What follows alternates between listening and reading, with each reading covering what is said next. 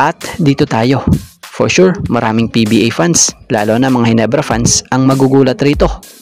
So batay sa nakalap nating impormasyon, taong 1998 kung saan nag-allowed nga po ang PBA ng dalawang import dahil yung mga star players nga po ng mga team ay naglalaro sa national team.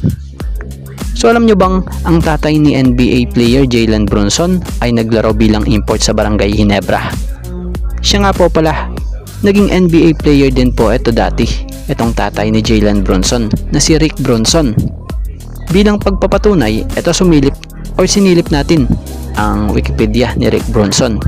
So totoo nga po, naging player or import ito ng Barangay Ginebra noon dahil taong 1998 nakatala dito ang paglalaro niya sa Barangay Ginebra. So batay sa naging import noon ng Ginebra panahong naglaro si Rick Brunson sa Ginebra, 2 years old pa lamang pala itong si Jalen Brunson noon. So alam nyo bang napag-alaman ni Jalen Brunson nang naitanong ito sa kanya, ito sa interview. So marahil hindi nga ito naikwento sa kanya ng kanyang ama dahil na rin siguro sa isang game lang ito nakapaglaro sa Ginebra noon, o baka marahil nakalimutan niya na rin. So si Rick Brunson nga ay naglaro sa Portland Trail Blazers bago napadpad sa PBA bilang replacement import, kung saan kailangan noong manalo ng Ginebra para makausad sila sa semifinals. Kaya lang, sa kasamaang palad, natalo sila sa Shell. So na-eliminate ang Ginebra at yun ang kanyang una at huling laro sa PBA na kung saan umiscore nga siya noon ng 21 points sa losing effort na laro. So siya nga po pala, nakabalik naman po siya ng NBA after ng PBA stint na to at nagretiro naman taong 2006. At siya nga po pala, karagdagan lamang po, ito nga pong si Rick Brunson na ama ni Jalen Brunson ay nakapaglaro sa NBA sa iba't ibang koponan gaya na lamang ng team ng Portland Trail Blazers, New York Knicks, Boston Celtics, Chicago Bulls, Toronto Raptors, LA Clippers, Seattle Supersonics, and Houston Rockets.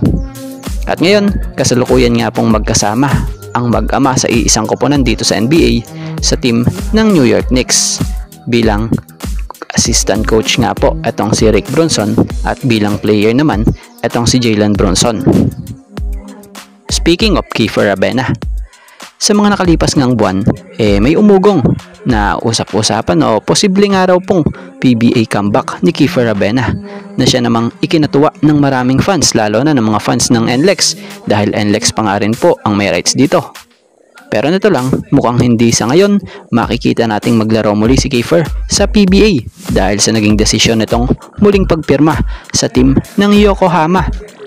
So pangalawang taon nga po ni Kiefer Ravena dito sa team ng Yokohama B Corsairs bilang Asian import after ngang pumirma nito ng contract extension sa nasabing team para maglaro muli sa Japan B League. So sa mga hindi nga po nakakaalam, eto nga po ang panglimang taon na ni Kiefer ng paglalaro sa liga sa Japan B League.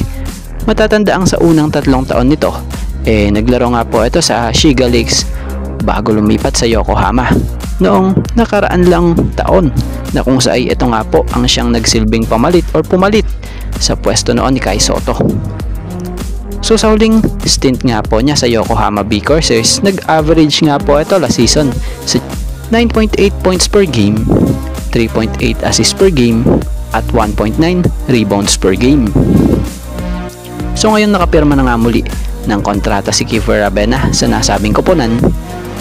Batay nga sa naging pahayag ni Kiefer, sabik na nga raw siyang bumalik at maglaro muli sa Yokohama. Gusto niya raw nilang maging isang championship team at naniniwala nga raw siya na mayroon silang pagkakataon na gawain ito. So sana nga raw manatiling malusog at magdala ng kampyonato sa Yokohama. At dito tayo sa patungkol kay Jeremiah Gray and Joshua Monson. So may nabasa nga tayong post ni PBA Insider News na kung saan nakasaad rito na I heard that Jeremiah Gray might not be able to return to his 100% play due to his latest injury.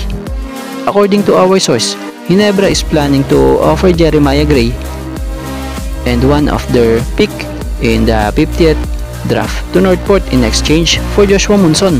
Source, Ginebra Insider News.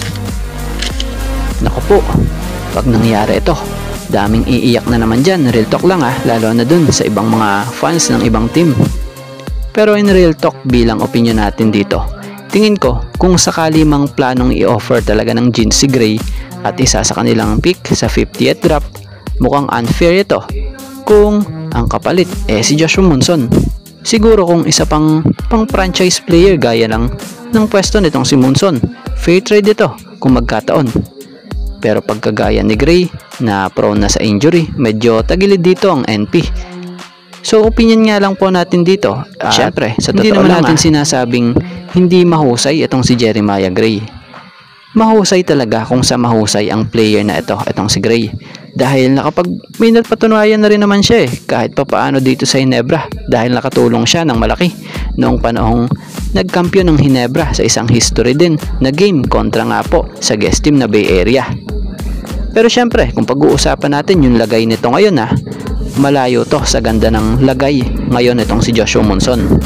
Dahil healthy ito at isa sa kasalukuyang big impact ngayon para sa team ng Northport Batang Pier, na kung saan nag-average to this ongoing conference ng 20.83 points per game, 5.83 rebounds per game, and 4.33 assists per game.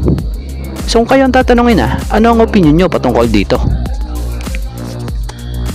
At bago nga ang lahat, baka naman po pwedeng makahingi ng isang subscription para sa ating channel, or paki-follow na rin po kung nagustuhan nyo ang ating mga basketball update.